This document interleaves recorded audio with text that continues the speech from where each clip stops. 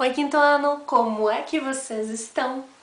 Na aula de hoje, a prof trouxe algumas coisas bem legais para mostrar para vocês. Vou contar uma história com base, então, no tema do capítulo da apostila, né? Nós começamos uma leitura, então, de um mito essa semana.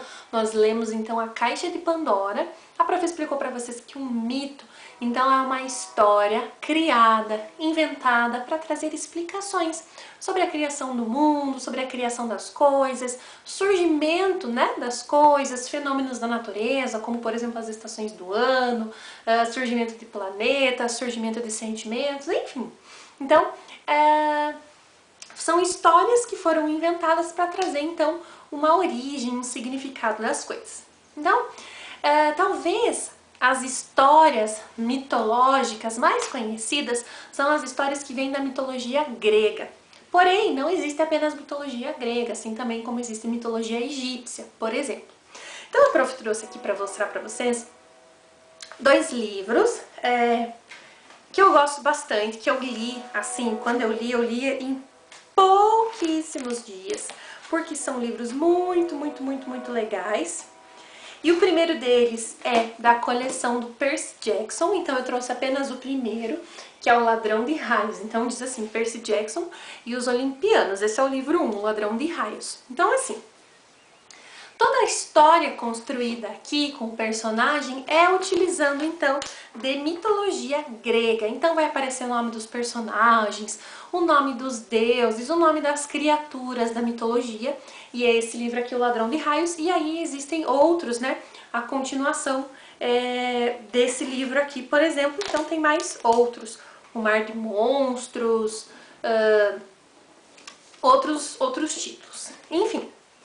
Outro livro do mesmo autor, que então a gente percebe que é um autor que gosta de trazer mitologia, é esse aqui, A Pirâmide Vermelha, e aqui nós já temos mitologia egípcia. Então também, que ele vai utilizar dos personagens mitológicos lá do Egito para trazer uma história diferente, né? Uma interação dos personagens. E olha só, o livro da prof estava guardado, olha que bonita folha que tem aqui dentro. Estava guardadinha, marcando página. Então eu trouxe essa sugestão. Outra coisa que a prof tem, e também que é um livro que ajuda a gente a pensar, só que esse aqui é um livro mais adulto, a prof só vai mostrar pra vocês porque é um livro onde tem então as explicações, onde fala um pouco de cada um dos personagens, que é esse aqui, o Livro de Ouro da Mitologia, Histórias de Deuses e Heróis. Então aqui também nós temos várias explicações das criaturas, dos deuses, das histórias, das principais histórias, então, mitológicas. E aí, né, então adaptando para o meu público, que são crianças do quinto ano, e já que nós também, que a prof falou para vocês que no mês de agosto nós tivemos o mês do folclore, e a prof até contou para vocês na aula de artes rapidinho, né, bem rápido, que uma das pessoas que marcam o folclore brasileiro, um dos escritores que marca esse movimento, né, do folclore é o Monteiro Lobato. Então hoje a prof trouxe dois livros do Monteiro Lobato, que é esse aqui. Histórias do Mundo para Crianças e Histórias Diversas. Os dois livros são do Monteiro Lobato. E o mais legal de tudo é que esse livro aqui, o outro também traz, mas esse principalmente, ele vai trazer as histórias mitológicas, vai trazer os mitos numa conversa dos integrantes do Sítio do Pica-Pau Amarelo, né? Não sei se vocês assistiram, se vocês já assistiram, mas quando a prof era pequena, eu sempre ficava esperando para assistir o Sítio do Pica-Pau Amarelo, que passava na televisão todos os dias. Então eu adorava acompanhar as histórias do sítio. Então aqui atrás do livro diz assim, ó, Dona Benta, como se sabe, é uma senhora de muita leitura. E é ela quem faz para as crianças do sítio um apanhado da evolução da humanidade, de um pouquinho de cada noite. Desde os seus comecinhos nas cavernas até a bomba atômica de Hiroshima, a história do mundo é relatada como um verdadeiro romance. Então, se você já assistiu, se você lembra, então lá no Sítio do Pica-Pau Amarelo, a Dona Benta sempre contava as histórias para as crianças, para o Pedrinho, para Narizinho, para Emília. E aí eles sentavam na varanda, sentavam para ouvir as histórias da Dona Benta, né? Então a Dona Benta era a vovó lá do Sítio do Pica-Pau Amarelo. Então aqui nesse livro, o mais engraçado é que ele é bem separadinho, então assim, nos trechos, e ele tem um trecho sobre os deuses gregos, tem um trecho sobre cada coisa importante, e a prof escolheu hoje um mito, né, para contar para vocês sobre a Guerra de Troia. Então preste atenção na leitura, que a prof vai contar para vocês aqui, e você vai perceber que é um diálogo, porque é a Dona Benta mesmo contando a história para as crianças do sítio. Então, presta atenção. Então, o título, aqui ó, a abertura então é A Guerra de Troia. As guerras, prosseguiu Dona Benta, constituem os principais acontecimentos da vida dos povos. Com elas, as nações nascem e morrem. A história dos gregos principia a ser conhecida com a Guerra de Troia, que se deu cerca de 1200 anos antes de Cristo, nos começos da Idade do Ferro. Há muito de lenda na história desta guerra, porque os gregos eram criaturas ricas de imaginação, mas vale a pena ser contada. Querem ouvi-la, seja verdade ou não? Queremos! Exclamaram todos. Então presta atenção que ela disse assim, ó, não se sabe se a história é verdadeira, querem escutar mesmo? Pois ouçam lá, disse a Dona Benta. Então vamos ouvir a história dela. Houve uma vez uma grande festa entre os deuses do Olimpo, e estavam todos banqueteando-se quando uma deusa, que não fora convidada, resolveu vingar-se de um modo especial, lançando à mesa um pomo de ouro com estas palavras: a mais bela. A deusa que teve esta lembrança era a deusa da briga, e não fora convidada justamente porque reinasse a paz na festa. Pois com a ideia do pomo, a malvada conseguiu imediatamente despertar a vaidade de todas as deusas ali reunidas, visto que cada qual se julgava a única merecedora da fruta. O meio de resolver o caso foi mandar vir da terra um pastor de nome Paris, que decidisse qual a mais bela. Imediatamente as deusas trataram de seduzir o juiz. Juno prometeu fazê-lo rei. Minerva prometeu dotá-lo de grande sabedoria, e Vênus, a deusa da beleza, prometeu-lhe o amor da mulher mais bela do mundo. Paris não era um simples pastor, e sim filho de Príamo, o rei da Troia, uma cidade que ficava perto da Grécia, do outro lado do mar. Em menino fora abandonado em uma montanha para morrer no dente dos lobos, mas um casal de pastores o salvou. Agora estava no Olimpo como juiz desempatador em um concurso de beleza. Por quem será que vai decidir-se? Eu aposto em Juno, disse Pedrinho. E eu em Minerva, disse Narizinho. E eu em Vênus, que é a mais esperta, berrou Emília. Emília ganhou, disse Dona Benta. Entre ser um rei ou um sábio e ser marido da mulher mais bela do mundo, Paris não vacilou e, portanto, entregou o pomo a Vênus. Essa sentença deu origem a uma série de calamidades, cujo desfecho foi a destruição de Troia. A mulher mais bela entre os mortais era Helena, que já estava casada com Menelau, rei de Esparta, uma das cidades da Grécia. Vênus aconselhou Paris a raptar Helena.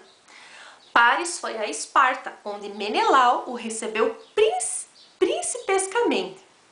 Apesar disso, fugiu de noite com Helena e atravessou o mar de rumo a Troia. Menelau e todos os gregos, furiosíssimos com aquilo, prepararam uma expedição contra a cidade de Troia para se vingarem de Paris e arrecadarem a princesa fugitiva. Naquele tempo, as cidades eram cercadas de muralhas e, como não houvesse canhões nem pólvora, tornaram-se difícil penetrar nelas. Os gregos sitiaram Troia durante 10 anos, sem que nada conseguissem. Por fim, resolveram recorrer a um estratagema, que é uma estratégia, né? Já sei! Inventaram o cavalo de Troia.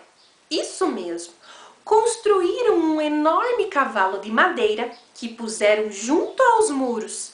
Em seguida, retiraram-se com armas e bagagens, dando todos os sinais de que desistiam de tomar a invencível Troia.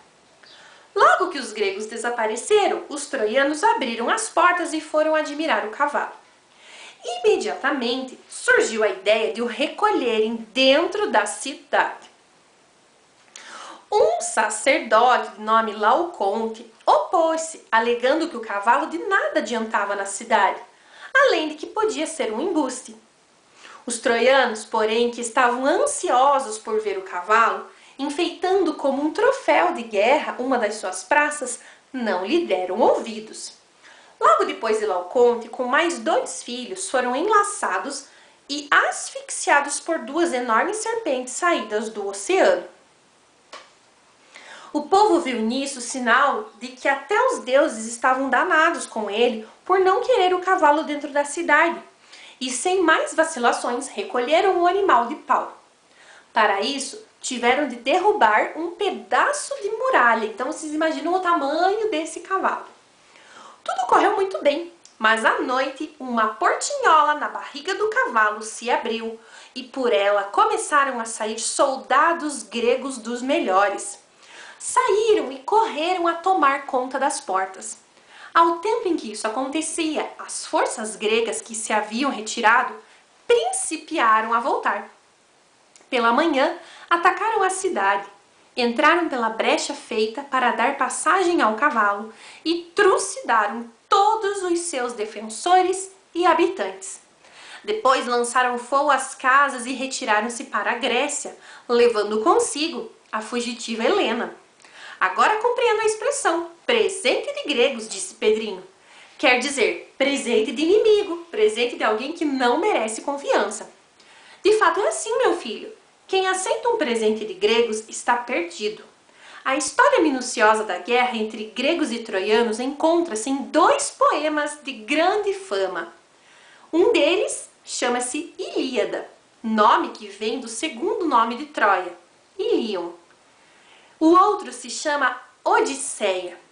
Neste conta-se o que depois de terminada a guerra se passou com um dos heróis gregos, Ulisses ou Odisseu.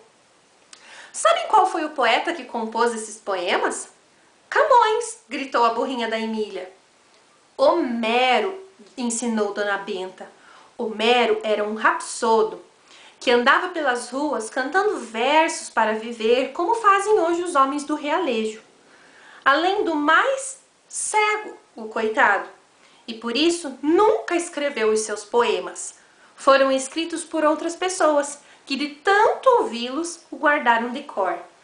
Só depois da morte é que Homero ficou famoso.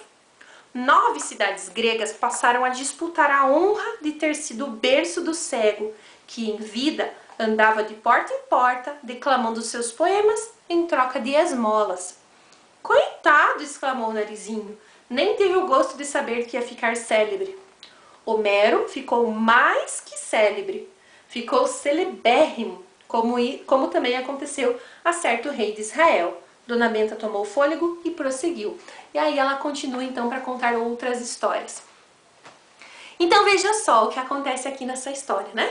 Então nós temos, veja só como acontece bem a ideia de mitologia. Então os deuses estão em uma festa, tem uma deusa que não é convidada, então ela chega para pregar uma peça, então ela joga lá e diz assim, isso aqui é para a mais bela das mulheres, né? Para a mais bela deusa que tem aqui.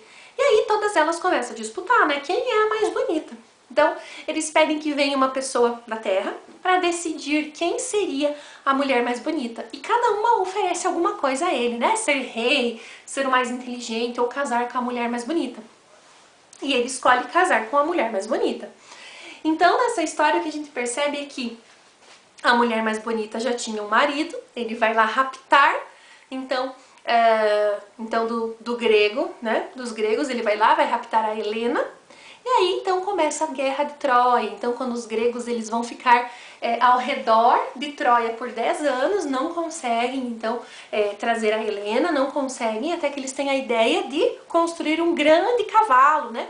Um cavalo de madeira, que ficou conhecido como o cavalo de Troia.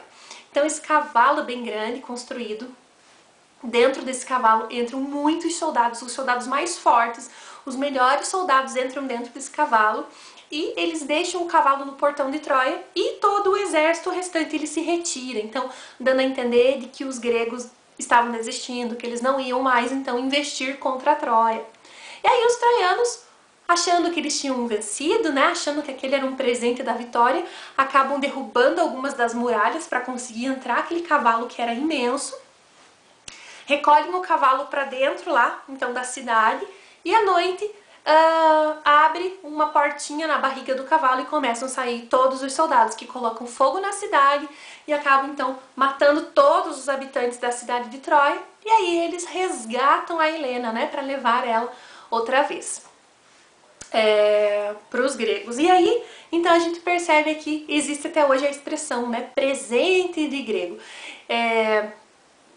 Como se fosse um presente de grego fazendo relação com o cavalo de Troia. Assim como a gente leu lá na caixa de Pandora, né, que existe até hoje a expressão abrir a caixa de Pandora, quando a gente tá vendo que muitas coisas ruins estão acontecendo. Bom, então agora que a Prof leu essa história para vocês, né, esse mito, então você vai perceber que no planejamento tem umas atividades para você fazer. A primeira delas que eu quero é uma atividade que vocês vão fazer no caderno de artes, que eu quero que vocês desenhem lá no caderno de artes como é que vocês imaginam que era esse cavalo de Troia. Então, você vai tentar desenhar como que você imaginava um cavalo enorme, feito de madeira, um cavalo de pau. Tenta talvez fazer, né, os detalhes, se você quiser fazer o cavalo dentro já de Troia, ou o cavalo ali no portão, se você quer fazer o cavalo já com a barriga, com a porta aberta, saindo os soldados, faz esse desenho como que você imaginou essa cena acontecendo, né, desse presente chegando. Eu quero que vocês registrem isso lá no caderno de artes e lembrem de colocar a data e também colocar o nome, o cavalo de Troia, tudo bem? Assim como vocês fizeram na atividade de terça-feira, que seria colocar lá no caderno de artes um desenho da caixa de Pandora, né? Então nós vamos representar por formas de desenho. Lembra de pintar, de enfeitar, de decorar, de deixar isso tudo bem bonito e bem caprichado, tá bom? Então um beijo pra todo mundo e até a próxima aula. E a Prof vai tentar trazer mais histórias assim pra gente conhecer, pra gente fazer umas atividades diferentes, tá bom? Um beijão e até a próxima!